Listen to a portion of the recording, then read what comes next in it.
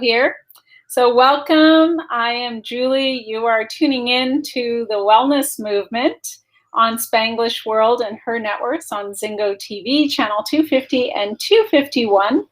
So please remember to download the Zingo TV app at the App Store.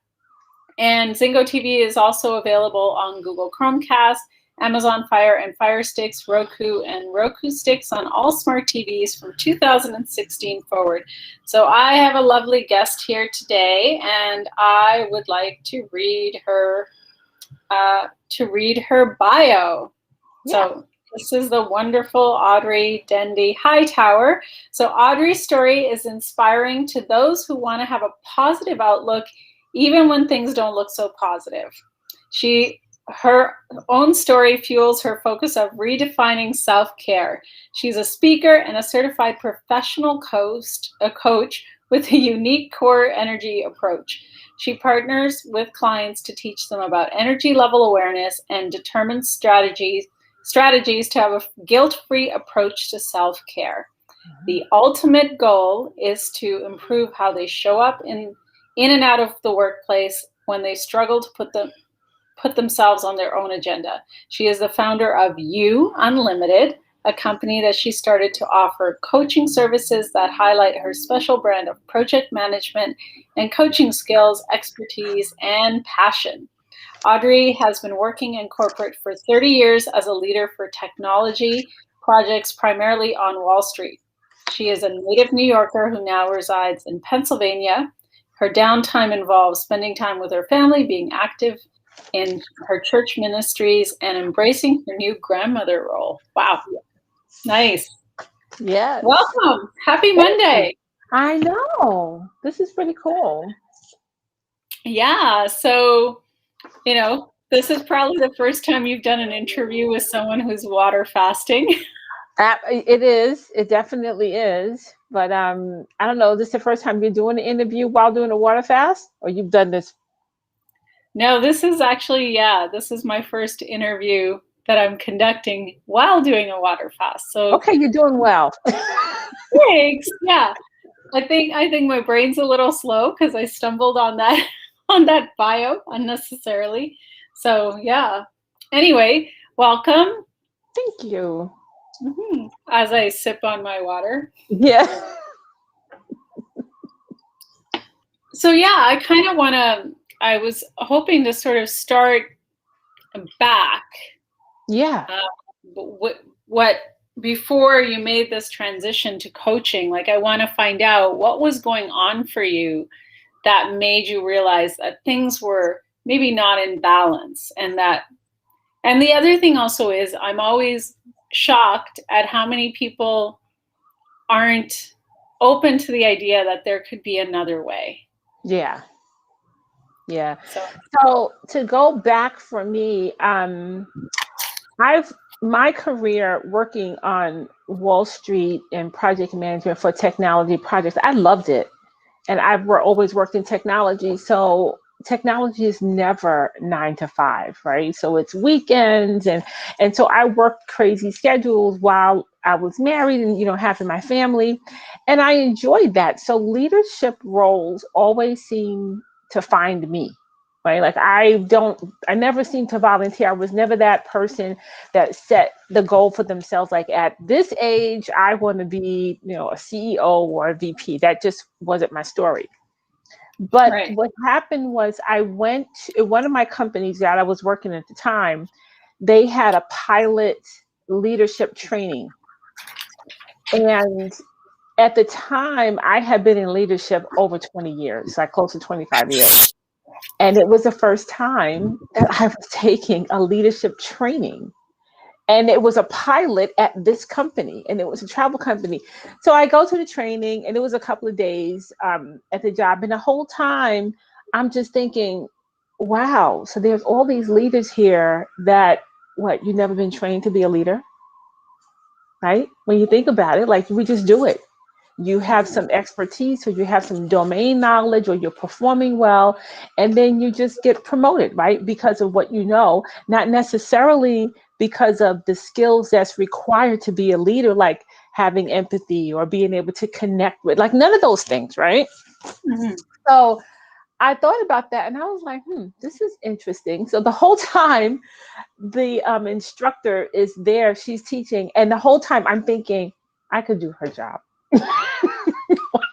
The whole time thinking I could absolutely do what she's doing. And she was a woman and she was talking about women in leadership.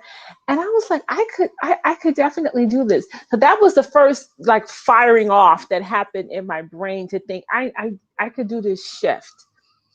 But all along, I've always been the empathetic leader. So as a leader, I've always connected with those that are in my team or those people that worked for me on a personal level, because I Mhm. felt like you are person first. Before you Right. show up in the workplace, you're an individual with real life and real stuff happening. So I always, that's just me and who I am. So I go to this training and I call my sister-in-law, who was a coach at the time. She was going through coaching training. And she said, Audrey, you should be a coach. And I'm like, what is that? So she was telling me a little bit about it. And I was like, well, I think I would like that. Like, I think, I do that anyway. Right. So I said, I think I would like that. So then that took it to the next level. I was looking into different places to get training. And when I was doing the research, I found this one place to get training, and then I got laid off. Oh, wow. And when I got laid off, I thought, I can't afford this training because the training was expensive and I wasn't working. And Mhm. although I thought I would find a job in short order, I ended up being out of work, Julie, for a year and a half. Wow. And Whoa. and so during that time, I took a huge leap of faith and I enrolled in a training program. And I didn't see the end of how I was going to pay for the whole thing. I just did it. Was like, I just felt like this is for me. This is what I want to do. So I just went ahead and I just did it. So that was like another step. So all along the way, I'm taking these little baby steps towards where I want to be. And as I was going through the training, I realized even more and more. I said, this is what I love to do. Like, this is what I feel like I was born to do. You know what's interesting is, have you heard that saying, jump and the net will appear? Mm-hmm. Yeah. I always find it so interesting how the universe, God, consciousness, all of it, how we get tested, Yes. right? It's like you get presented an opportunity at the same time that you get presented with a major obstacle. And let's face it, like we've all been conditioned to think that you absolutely need a job, like you need a 9 to 5, Monday to Yeah. Friday. If you don't have that, you're seriously screwed. And Mm-hmm. it does take an incredible leap of faith to go, okay, I'm gonna do this. I don't know how it's gonna work out, but I'm just gonna trust, Yeah. right? Yeah. Yeah. No, that is it in a nutshell at that stage in my life. And that's where I was, because I didn't see the end.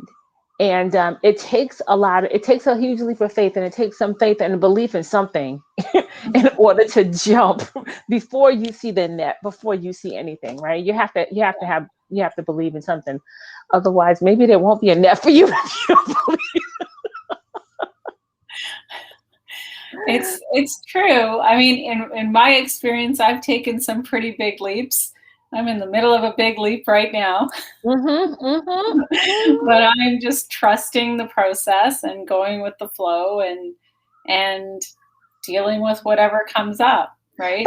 then in that process, you find out and you discover things about yourself, Hmm. right? That you didn't even know was inside of you, Yeah. right? Yeah. And that's the best part about this journey that we're on called life, because we take these leaps and we can't see the end. Sometimes we don't even know why we're doing it. Like, we kind of feel like, you kind of feel like this urge and you're like, why am I doing this now? Like, I don't even have the wherewithal. Like, why? Am I crazy? What am I doing? I get it. I get it. Because I had someone message me last night and they said, Mhm. "Oh, I looked at your social media. You're in California. Are you not worried about the travel advisory?" And I was like, I don't live my life in fear. I live my life in faith. And there was something that was calling me to do this right now. Yeah. And I decided that I was going to take that leap of faith. And I've, I'm doing all the precautions. I'm Yeah. protecting myself. And so beyond that, I just leave it up to the creator. Absolutely. I had a similar conversation with my mom just this morning. We were talking about I don't know what, going out, in this COVID-19 world and taking precautions and being aware where the numbers were going up in some region. I don't know, because I'm going to be traveling next week. Next week I'm traveling to Cancun and I'm going to a conference. And my mom was like, "Well, you should," she said to me, "You should be fearful."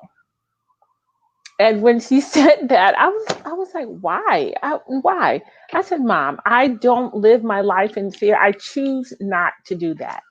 I Mhm. am not doing that. I can't. I can't live my life in fear. I have to live my life. Whatever's going to happen is going to happen, and it will happen whenever it's going to happen, and it will meant to be. Right? Yeah, yeah, I agree 1,000%. Yeah. Yeah. Yeah. We just can't do that. So I continued on that journey, and I finished. So all the while, I'm looking for a job doing training. Like I'm really, really looking for a job hard. And I thought to myself, the thought came to me. I said, you know what, Audrey, you're not going to find a job until the training is over. Like I just felt like God just opened up the space Mm. for this time for me to go through my training, and then he would give me a job when the training was over, and that's exactly the way it happened. Yeah. That was exactly, I said, okay, okay, everything's working out just the way it's supposed to. Hmm. Hmm. Absolutely. It's also, I, I find that when we're presented with those kinds of obstacles, you have an opportunity to train yourself to kind of look at the world a little bit differently, Yes. you know? And look at yourself differently Yeah. too, right? Like you definitely look at the world differently, and yourself, because that's a time to see where you're going to be bolder than you've ever been before, right? You're going to be braver than you've ever been before. You're going to be pushed outside of your comfort zone, and you're going to be in a place where you're going to be uncomfortable, and you don't necessarily know how long you're going to be there, but it's not, it's not going to kill you. You're going to be uncomfortable, Yeah. right? I think it's also like for me, this time, I look at it so differently than the people around me. So I'm like, this is the time to build your resiliency tools. Yes. This is the time to strengthen your faith. This is the time to work on your health, right? Because a lot of people are working from home. And, not to say that it's perfect for everybody. Obviously, there's a lot of people who are struggling, Yeah.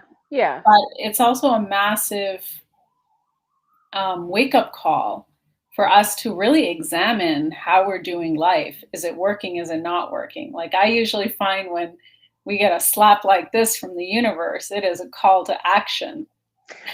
You know what? You're spot on. And so I'm still working in corporate now, and I'm coaching and working, and I live in Pennsylvania, but I work in Wall Street.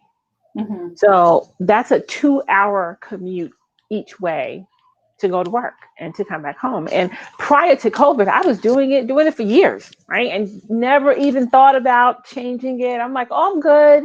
I used that commuting time as my downtime. So I would have my woosah moments and calm myself down before I came home. And it worked out. But when the shutdown happened, I totally reinvented myself. right? I took more time for me. My self-care became really, really important, even though I still gained COVID weight, but that's another thing. So I still, I can help you with that. right?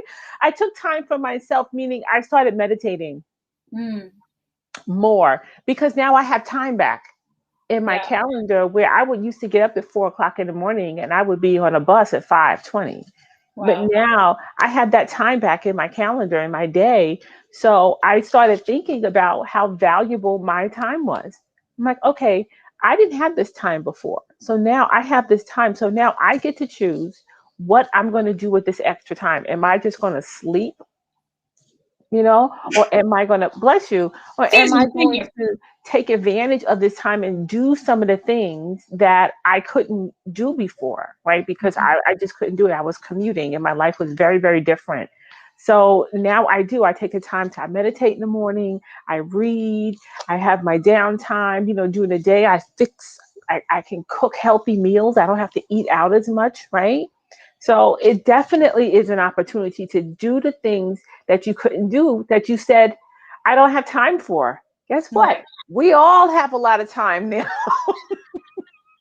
I really have a lot of time. We all have tons of time. Yeah. Yeah. I think it's just really analyzing what your priorities are, right? Yeah, And reassessing it. recognizing your excuses. Exactly. The excuses, that was it. But what's interesting? What I found was interesting that everyone, when you find yourself in these situations and you think you coming up with the only idea, only to find out that everybody has the same idea that you have. So again, I'm home and I'm like, okay, so I'm going to exercise. So I hate exercising, but anyway, I was like, I have to exercise. So I said I'm going to get a bike. So I went out only to find out everybody wanted to buy a bike. So you couldn't even buy a bike. It was so difficult to buy a bike. I went to the bike shop and the walls, normally wall to wall with bikes, was all empty. And so I'm thinking, what in the world? Like everyone's buying a bike. So I managed to get a bike and I started bike riding. And then of course you have to get the headgear. Like I had to get the everything. I had to get the outfit. It can't just be the bike. The You have to gear. do everything else. But reassessing the priorities is definitely a key thing, right? Family, Mhm. eating better, exercising. It's all about taking that time that we all have now and not wasting it because Yeah. you're never going to get that minute back before. And that's the way I thought about it. That everyone complained, I can't do that because I don't have enough time because your work took a lot of your day. At least for me, I work from home. So there are a lot of people who are working from home who are in very different situations, and they take even more time because work could have been a place for them to get a breather away from home, right? Right. So those situations are difficult, and I'm not undermining that or making light of those situations because it's hard. If you have small children, it's definitely hard. Mhm. Um, it's not my situation, so I'm able to definitely reassess my priorities and bring forward some of the things that I have pushed down in the back for so long because I Mhm. didn't have time. So now I don't have an excuse. Yeah. There's no excuses at You're in, all.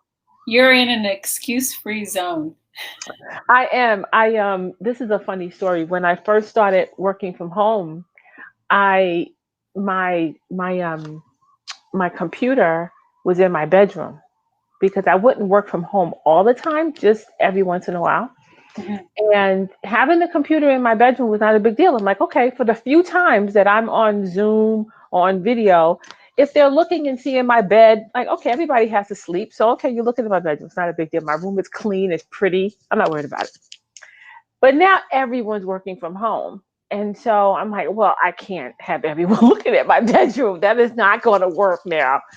So I moved my office from upstairs to downstairs, and I had the living room. I don't know if you grew up like this, but I grew up in an apartment or a home where the living room was a place nobody went into the living room. Right? It just looked good, but you didn't go. So I had a living room. Nobody went into it. I'm like, I need to utilize that space. It needs to be functional for me right now. So I made it my office. And at the time, the infrastructure for the internet wasn't really built up and strong. So everyone's using their cell phones and everything at the same time. And I'm trying to get on the conference at work, and I couldn't. And something happened to the furnace in my home. It was cold in my home. And a friend of mine sent me a text. He said, "How you doing?" I said, "I'm doing okay." I said, "Well, I can't get online at work because the computer is slow. I keep dropping my calls and the furnace is not working." So my friend replied, "Oh, so you're having a bad day?" And I replied back immediately, Julie, I said, "Nope, I don't have bad days." And so my friend replied, "Okay, so you're not having such a good day." I said, "Nope, not even that." I said, "They're just little bumps in the road and I'll get over it. In fact, I'm already over it." Yeah. But you ever have those moments where you say something out of your mouth and even to you it sounds profound? Right? So to me, it was like, I don't have bad days. And that was just from that moment. It's been a year now. I still hold on to that, where I don't have bad days, period. So you might appreciate this. I showed up at the airport in Toronto Friday morning, expecting to get on a 7 a.m. flight to Dallas.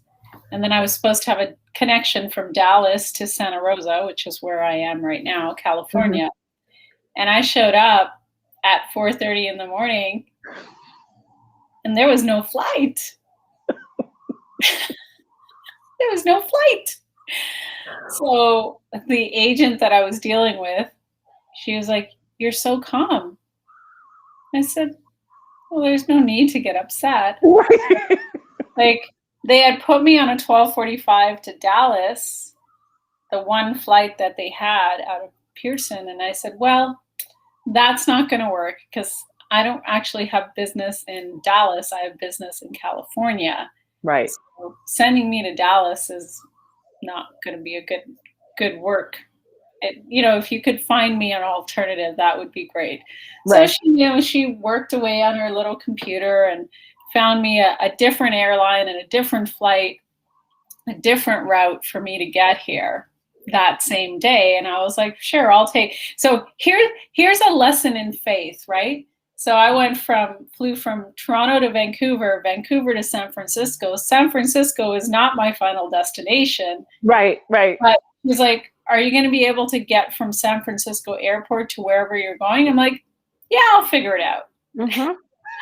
I'm going to figure it out. I'm just thinking, okay, well, it's too early on the West Coast. I can't call anyone.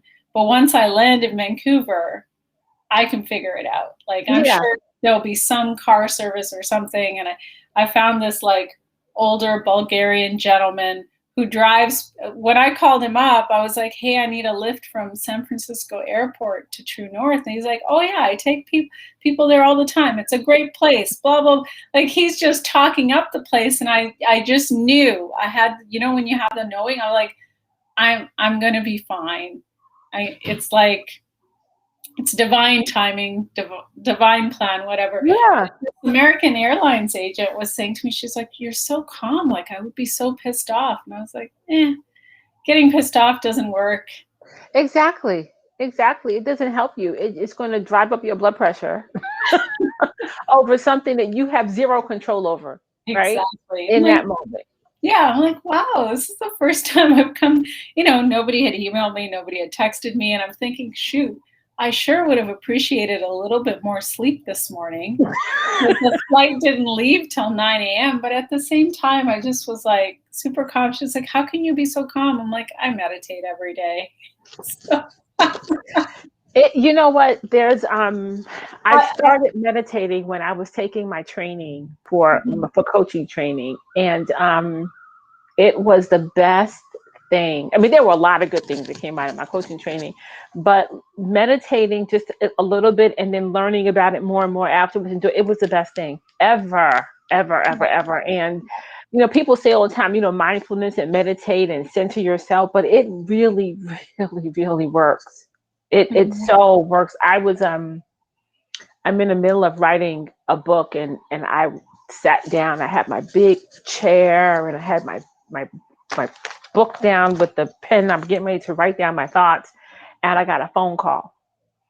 And the person on the other end of the phone call was so upset and trying to upset me. Now, I don't think they're Mhm. trying. You know how some people are just upset and they just want you to be as excited about whatever it is that's me as Yeah. you are. And I just wasn't. One, I wasn't that upset about it, and two, I felt like in that moment, I said, okay, I need to get off this phone and I need to center myself because I'm going to take all of that energy and it's going to go into my book. And I didn't want that.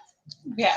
So I got off the phone gracefully and then I meditated. I just sat there and I just closed everything. I sat there and I centered myself and it was as if everything just kind of washed away. Like this big Mhm. wave came over me. It just washed everything away. I was calm and then I just sat down and then I just continued writing. So there's magic in meditation for me. Mhm. Yeah. Oh, for sure. I get so many powerful insights in meditation. And one of my intentions for being here is actually doing longer meditations. Yeah. Like what's long? Is long like hours or I'd like to do 90 minutes to 2 hours. oh, that's good. Yeah. Because I, everyone that I like really, really admire, they're like doing 2 hour meditations. Yeah. So when you meditate, do you see colors? Sometimes it usually takes, I would say like my meditations have like a certain sort of sequence. Like it takes a few minutes for my mind to just quiet. Yeah. And then I kind of like drop into the zone. Yeah. Yeah. And sometimes I'll have like stuff just kind of bubble up to the surface. It's really, really interesting. And then there's just also things that are going on in my physical body, which I'll notice like there might be more tension the first Yeah. 20 minutes or so, and then after it just goes away. So I know there are certain schools that advocate for 20 minutes. Like for me, 20 minutes I'm barely in. Yeah. Yeah. So I guess because you're much more advanced. I mean, I could the most I could meditate is probably 45 minutes. I think is the most I've meditated. And Mhm. just loved it. Just absolutely loved it. But that is also part of self-care that I think is so, so, so very important. And it's one of the things that when I said, like, when you read it, I would just like to not reinvent, well, redefine what self care is. When people think about self care, what are the things they think about? And meditating is one of the things at the top of the list should be that when you think about self care, because it truly, truly, it centers you, it clears your mind, it allows you to be so much more creative. And Mhm. then the troubles of the world, you're less affected by things like the story you told about going to being at the airport, right? Because you were centered beforehand. So it's like, Yeah. it doesn't I really just bother was me that like, much. I know I'm going to get there by the end of the day somehow. Yeah, yeah. So that's a good thing. I mean, being able to meditate for 2 hours is amazing. Oh, I haven't, I like this morning I did about an hour 20. Wow. No, that's really, really good. That's awesome. That's awesome. That's gonna be I'm working on a what I call an I am challenge right now. And the I am is an acronym for it's all about me. Hmm. And I'm going to do it for 5 days. Eventually I'm going to open it up to a group, but I want to do it first. Yeah. And it's going to be 5 days of meditation. And the whole premise is that we're all busy, right? So people have lives and they're busy and they have children, they have everything. So a lot of times when people think of self-care, they think of 1 hour massages, or they think of manicures and pedicures and these things that take long periods of time, but it doesn't necessarily have to be, right? Like Hmm. you could spend a couple of minutes on yourself during the daytime, and that's just enough what you need to help, center you. Yeah. So yeah, meditation is definitely going to be part of my challenge when I roll it out. Yeah. And I think also that people have this, you have to start somewhere, right? Yeah.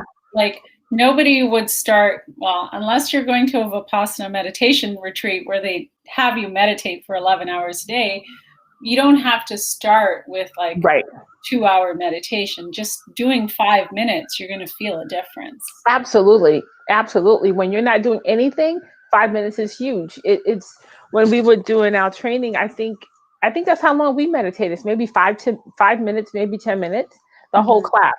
And it feels longer in the beginning, right? Yeah. But as you start doing it more and more, then you can get into it more and more. And then you'll be like you, where I can meditate for 20 minutes and you're like, 20 minutes is nothing. I'm barely getting started at 20 minutes time, right? But yeah, it's about that too, right? It's just a 5 minute, it's a five or 10 minute I am challenge, just to say that's all, like just for now, 5 minutes a day. Like who can't say they don't have 5 minutes Yeah. in a day? Like you're not that busy.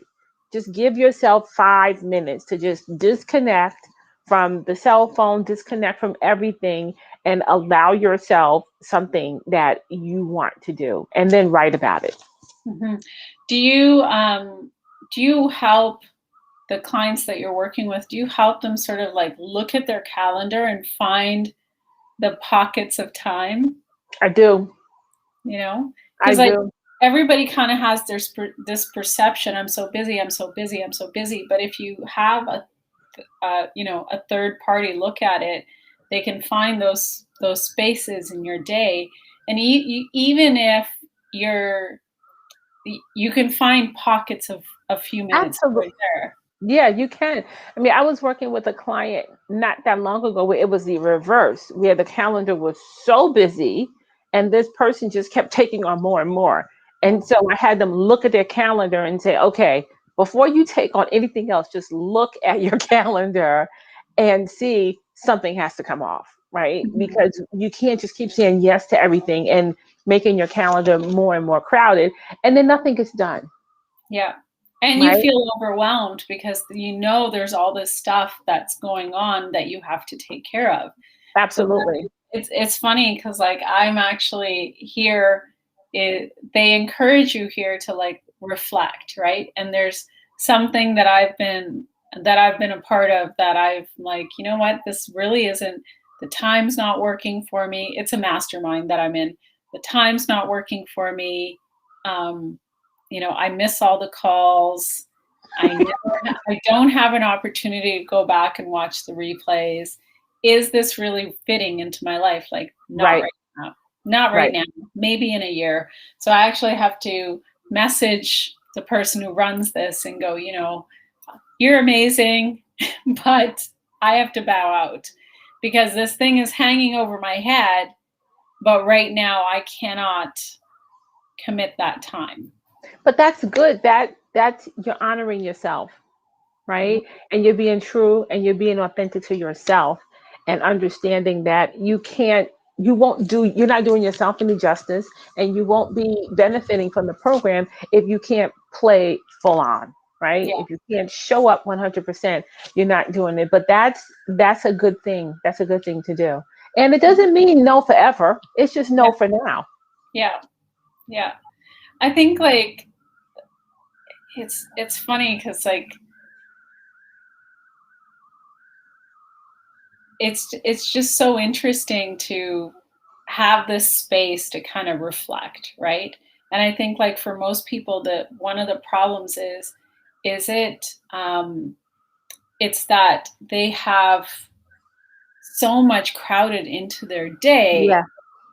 that there's no space in here, there's no space at all. And it's a new concept, and you're introducing people who are just crowded and they're busy, busy, busy, to stop and just be and just reflect. It's a foreign concept, right? And it actually puts them out of their comfort zone because they're comfortable being busy, right? They're not comfortable just actually reflecting and just being alone with their own thoughts for however long a period of time that is, right? But it's therapeutic, and it's so necessary so you can unpack your life. Otherwise you're always on this wheel, constantly, constantly, constantly, and your body feels it. right? Because you're always stressed out, you're always tensed up, and your body holds on to all of that. Our bodies remembers everything. And Mm-hmm. so you don't realize that you're going through and you think you're handling things until you stop and you realize, okay, my shoulders are dropping, my eyebrows are dropping. It's like my cheeks are My jaws dropping. relax. Exactly. Everything's relaxed. You don't realize you're like this all day long. You just tensed up. So yeah, having that time to reflect, I think everyone should do, and it doesn't have to be long. Mm-hmm.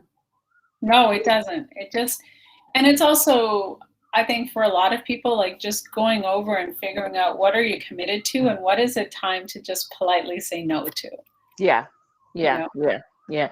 There's these three questions that I go through in my head from my years of project management, and even for me, if I'm going to take on something, I'll ask myself, one, what is it that I'm getting ready to engage in? Like just fully having an understanding of what it is, enough to make a decision, not that you need to do a big research project, but enough to make a decision, and then figure out what the impact is going to be, either financially or are there other people, cost wise? Do I need to put up some additional money that I do or do not have? Do I need to engage other people? Like, what's the impact going to be to this decision or taking on this thing?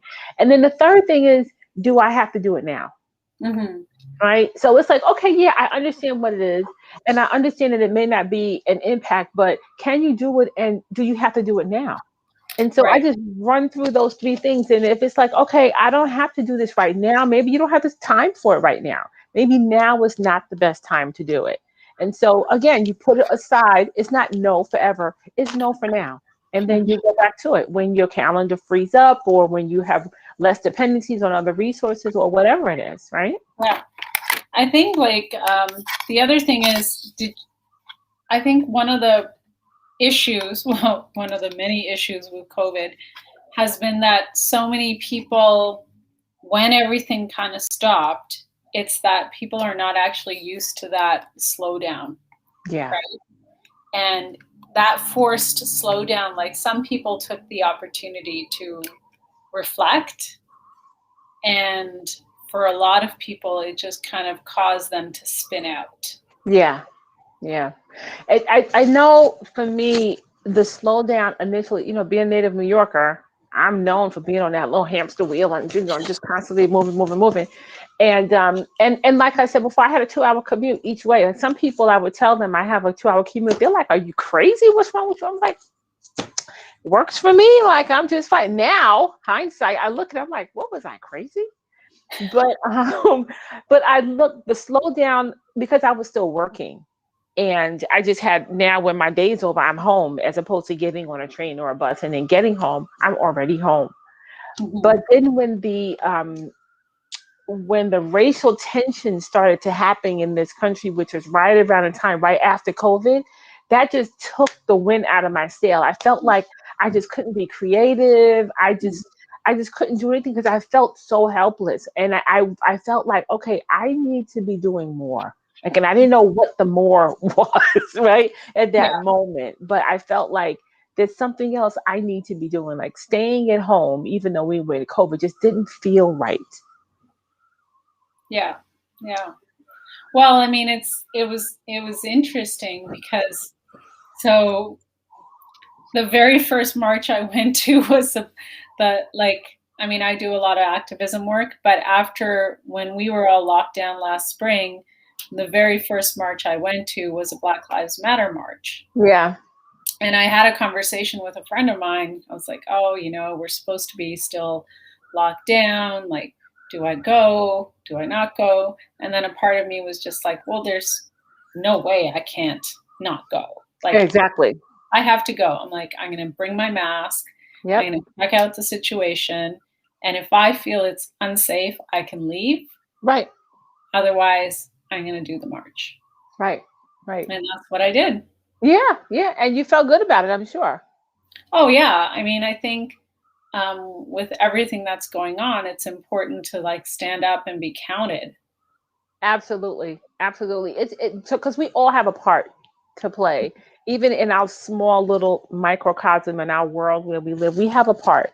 And I think it's our responsibility and our duty to stand up against injustice. And Mhm. so that's why during those moments I felt so helpless. I was like, what? So I did a march locally in my community, and then I got involved in voting. And so I got really, really involved in voting for the upcoming election that was in 2020, because Mhm. I was just trying to be creative and think of what could I do from home, right? Because I mean, we were in COVID, right? It's only was so much you could do, right? Yeah. But that just took the wind out of my sail a little bit, and then I started to come around September, October timeframe. I started to come back to being myself, and then the creativity started to come back. So But it I was just also think like it was because I also felt that last summer yeah, where I just felt like, yeah, exactly, yes, and I think it was just all this collective energy that was like weighing me down. yeah.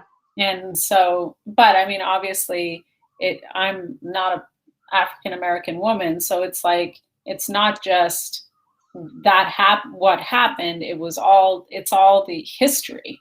Yeah, yeah. It's all the history. It's just watching everything play out on TV. Mhm. It was very different. It felt different. I mean, wasn't alive in the '60s when the police officers had. I wasn't there during that time when the marches and civil rights movement. I wasn't there for that, but this just felt different. Mhm. And I don't think it mattered or even still matters what color you are. It's just right is right and wrong is wrong, right? Mhm. And you're just seeing things, and it's just you have to stand up for what's right and what's wrong. Yeah. And everybody felt it. It really was a energy that was in the atmosphere. Everybody felt it. It was terrible. It was interesting because in the Toronto March, I was surprised. Like I mean, Toronto's a very racially diverse city. So I was happy to see that there were people from all walks of life, Oh yes, like yes. all the colors of the rainbow. Yeah, yeah, yeah. No, it's good. It's really, really good because you're people, right? It's a humanity issue. It's not. I mean, it was a racial issue at some point, but it's also a human. It was inhumane Hmm. the way some of these incidents happen. And I think that's what people were standing up for. It's a humanity issue. Yeah. So it was just important. So that just took everything away. Again, I was like you. I felt this weight, and I almost felt like a small depression Hmm. behind of it, which I don't normally get depressed. But afterwards, I'm thinking, was I depressed? Like I had to think about it. Like, is that what depression feels like? Because I'm always happy and upbeat, but during that moment, it just took a lot out of me to get going and get moving and just do the things that I normally would get all fired up about, and have me questioning like, what am I like? What really matters, Hmm. Hmm. right? So I was questioning myself on that level, like what's really important here and what really matters, at least right now. Yeah. Yeah. It's um it's interesting times. Like I think it will be interesting to see like 10 years from now when we reflect back to 2020 and 2021, like we don't like we're still in the midst of it. We don't really know how it's going to play out and what's going Right. to like shift. I mean, Hmm. my hope is that we have these kinds of, societal changes that have to happen. Yeah, yeah. And I think they will happen. I think at least the conversations will happen, whereas before they wouldn't have, right? People just wouldn't be as open as even having the conversations. So at least having the conversations brings awareness to all issues. And Mhm. so it's important that we're able to talk about all issues. So it's going to be really interesting. I agree. I think those of us who have lived through this moment will be wearing it like a badge of honor in a couple of years. Like, oh yeah, I have 5 masks still from so, this is what I was doing. Oh yeah, Well, I remember I've that. had two on my trip. Exactly. I wore my tofu never caused a pandemic mark mask on the plane. Oh, So I love that tofu never caused a it's true. Tofu has never caused a pandemic. And look at how cute tofu is. I mean, That is totally cute. I Freaking love it. I adorable. think that's what it's going to be. I was talking to my sister. I said, I am not buying another mask. I'm done. I have I have 3 or 4, and I had someone try to sell me a mask, and I said, I cannot. right. On principle, I refuse to accumulate yet another mask, you know? I'm not doing it. I have a basket in my car that has gloves. I have a disposable mask and I have hand sanitizer and wipes, and I just keep it in my car because I'm not on autopilot yet. You know, Julie, when I get out my car, sometimes I'm still walking away and I'm like, oh, let me go back and get my so I just keep it all in my car right now. But yeah, I'm not buying anymore. I have several masks. I'm like, I'm done. I'm not buying any more masks. Soon we won't have to wear them. And then what are we gonna do with all these masks when we're not gonna have to wear them? Yeah, well, exactly. Exactly. We're gonna have to think about I'm voting for a mask-free world. oh That was probably the most challenging, besides my flight getting canceled, was, oh, there's no plane to take me where I want to go. That's an obstacle, but just a little one. just tiny. A But little. I had because I like you, I work from home. I'm not used to wearing a mask. I work Right. from home all day long. I don't see anybody besides clients Yep. online and Yep. whatever phone conversations I'm having. And I usually go for a big walk. Like this has been a new routine that I adopted is I get up in the morning, I do my meditation, get the dogs out. And then I put on my running shoes and I was just going for a nice long walk, Mm-hmm. listening to personal development, Yep. you know, stuff. And so I don't wear a mask while I'm walking outside Right. because Right. there's nothing to be afraid of. And so it was like, I was like, I don't know how I'm going to deal with wearing a mask for that many hours because you have to have it on all through the airport, on the airplane. That was probably. I am right there with you. I'm home. Don't wear a mask. When I go out for a walk again, I don't wear a mask. When I go to the supermarket, I am like a ninja warrior. I am in and out because I have this mask on and I wear glasses, so they're Oh, it clogs fogging up up. because the glasses are not in the right place, and I'm sweating underneath the mask. I'm like, I cannot wear this mask. It's just terrible. My skin broke out because of the mask. Yeah. I don't like it. I'm with you. Mask free world. We need a mask free world. Yeah. It's gonna happen. Like morning meditations, I'm trying to raise the vibration so we can Yeah. get through this thing, you know? No, that's definitely true. That's definitely true. We at my church, they started going back for Easter Sunday, and I was sitting there thinking the same thing. I'm like, wow, okay, I'm going to be in church for what, an hour, maybe an hour and a half, wearing a mask the whole time. I don't wear masks for that length of time anywhere right now. Mm-hmm. And like you, I'm going to be traveling, and I'm thinking about the same thing. I'm like, I'm going to have to wear a mask in the airport, on the flight. How was it though? How was it wearing a mask for so long? It wasn't bad. The flight that I had to Vancouver, I was socially distanced from a woman, and there was like a seat between us. Mm-hmm. And we managed to get away for with not wearing a mask for part of the flight, which was great. Probably Yeah, for the flight, we got away with it. Like her and I, we just hit it off. We were like chatting yeah, away, yeah. you know. And so then I didn't really have to put it back on until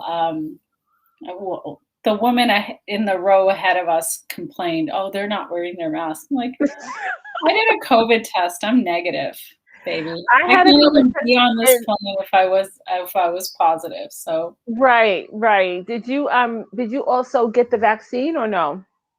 no, I Okay. don't think we're.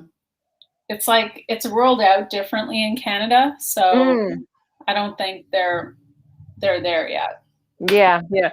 The only thing that I got a little like hair raising on my neck is in the supermarket and the stores. I would get people that would still stand like very close to you, behind you on lines, and I found myself thinking about like being aware of it. I'm like like, in my head, I'm like, aren't they a little close? And then I would just reposition myself, and then I'm okay. But Yeah, other yeah, than that's the only thing. yeah. So you're writing a book? I am. Yes, I am. I made the declaration earlier this year that I was going to write a book. I've had book ideas for about 15, 20 years.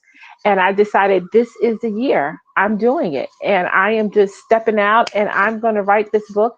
I have a coach that's helping me pull all my ideas together because I've never written a book before. But Nice. I'm super, super excited about it. What is it about? So it's about lessons that you've learned from when you were younger. So they're basically letters to my younger self. Oh, wow. I So I got goosebumps. I yay! just got goosebumps from hearing. Yes, I love it. I love it. Good, good, good. So I'm going to I'm like I have a couple of chapters and I'm going to Cancun next week and my thought is that I'm going to finish it in Cancun. I just thought about that this morning. I said, you know what? I'm going to be at a conference, but on my downtime, I'm going to write and I'm going to finish it while I'm in Cancun. Because that's a Nice. beautiful, I'm thinking that'll be a nice setting. I'll be on a beach somewhere and I'll have my book and the thoughts will just flow and I'll just write and I'll finish it. And then I'll go to the next step. I don't know. Publishing, I haven't worked those details out yet. but, but yeah, that's the first one. I know there's going to be more, but that's definitely the first one. I That's can't wait. amazing. I love Yeah. it. I love that idea. I love that Yeah. concept.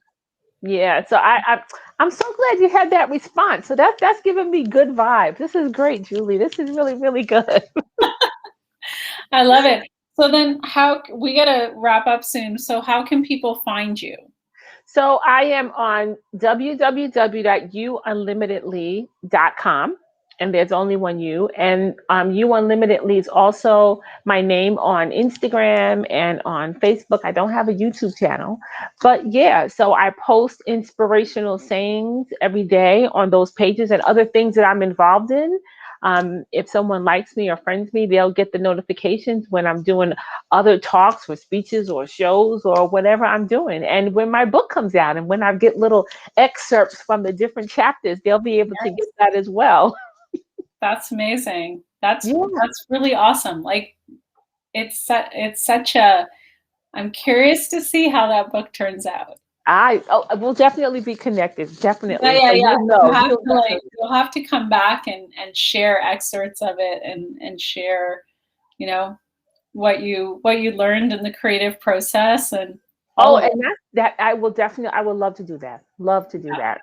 Because I've learned so much doing it. I'm thinking I am loving the process. I was thinking if this book never gets published, like I'm just loving the process, but Yeah. it will get published and I will come back. Nice. Awesome.